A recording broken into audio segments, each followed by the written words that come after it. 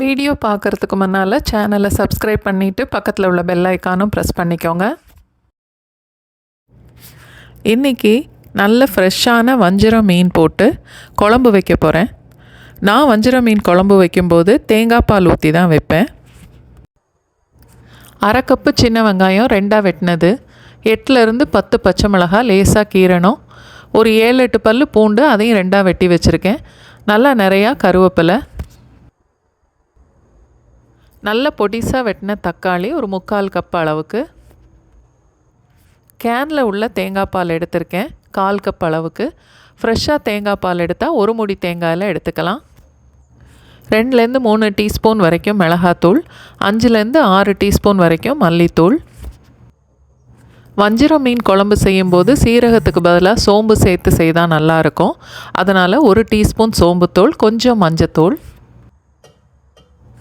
ஒரு எலுமிச்சம்பழம் size புளியிலேருந்து கரைச்ச புளித்தண்ணி 1 cup அளவு. நான் மீன் குழம்பு செய்யும்போது நல்லெண்ணெய் தான் யூஸ் பண்ணுவேன். இன்றைக்கி 50லேருந்து ஒரு 60 ml வரைக்கும் நல்லெண்ணெய் சேர்க்குறேன்.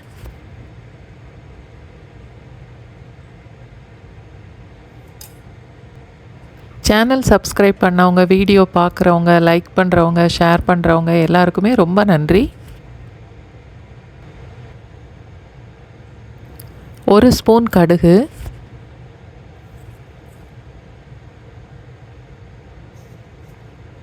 1/4 ஸ்பூன் வெந்தயம். இப்போது வெங்காயம், பூண்டு, கருவேப்பிலை எல்லாத்தையும் சேர்த்து வதக்கணும்.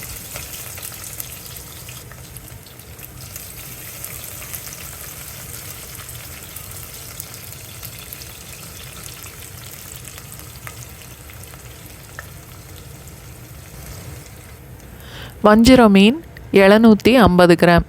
சில இடங்களில் இதை ஷீலான்னு சொல்லுவாங்க, இல்லை நெய் மீன்னு கூட சொல்லுவாங்க.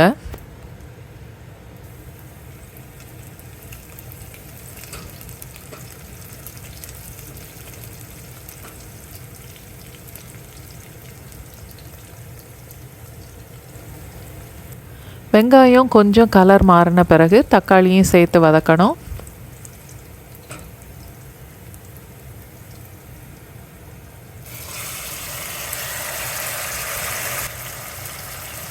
தேவையான அளவுக்கு உப்பு,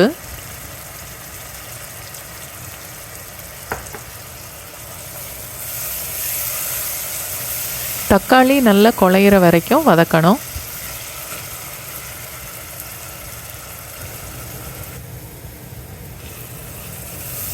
அடிக்கடி கிளறி விட்டுக்கிட்டே இருக்கணும், இல்லாட்டி இந்த வெங்காயம் தக்காளி எல்லாமே அடி பிடிக்கும்.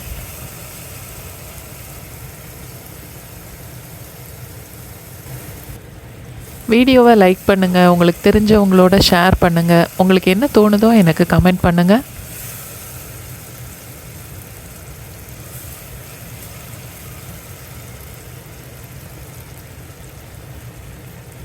தக்காளி இந்த அளவுக்கு வதங்கினதுக்கப்புறம் மசாலா பொடியெல்லாம் இப்போ இதில் சேர்த்துடலாம்.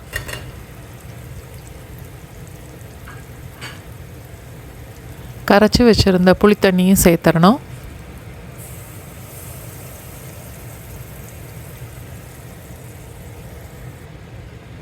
தேங்காய் பால், கேனில் உள்ள தேங்காய் பால் கெட்டியாக இருக்குங்கிறதுனால நான் எக்ஸ்ட்ரா 1 கப் தண்ணி சேர்க்குறேன். ஃப்ரெஷ் தேங்காய் பால் எடுத்து சேர்க்கும்போது நம்ம தண்ணி சேர்க்க தேவை இருக்காது.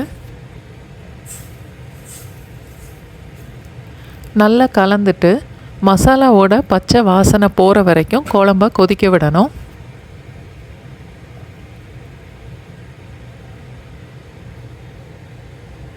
மூடி வைக்கும்போது கொஞ்சம் கேப் விட்டே மூடி வைக்கலாம்.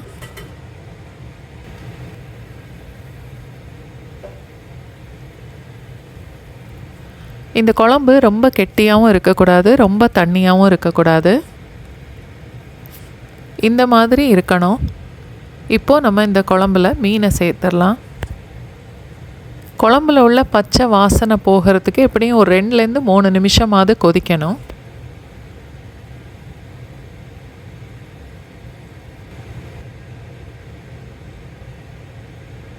மீன் எல்லாத்தையும் சேர்த்துட்டு நல்லா குழம்போடு சேர்த்து கலந்து விட்டுட்டு ஒரு 2 நிமிஷம் கொதிக்க வச்சாலே மீன் வெந்துடும்.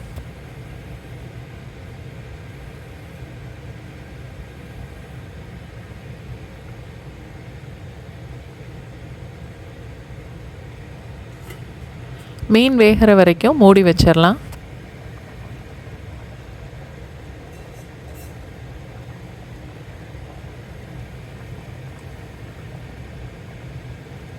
இப்போ மீன் வெந்துருச்சு, குழம்பும் ரெடி ஆயிருச்சு.